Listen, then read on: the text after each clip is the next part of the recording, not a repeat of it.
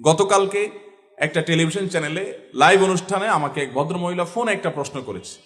প্রশ্নটা শুনে আমি অবাক হয়ে গেছি এবং লাইভের মধ্যে আমি বললাম যে আপনার প্রশ্নের কি উত্তর দেব, আমি তো এই প্রশ্ন নিয়ে আমি ভাবতে ভাবতে আমি শেষ হয়ে যাচ্ছি।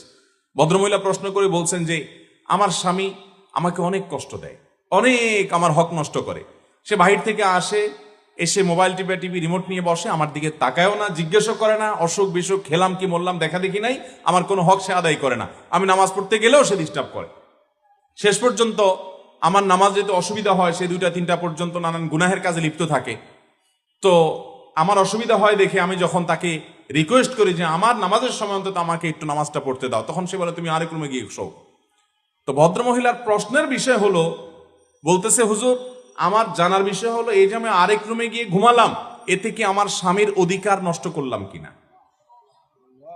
আমি বললাম সুবহানাল্লাহ, এত জুলুমের মধ্যে থেকে একজন মুসলমানের চিন্তা হলো যে আমার দ্বারা কোনো জুলুম হচ্ছে কিনা, আমার দ্বারা তার কোনো অধিকার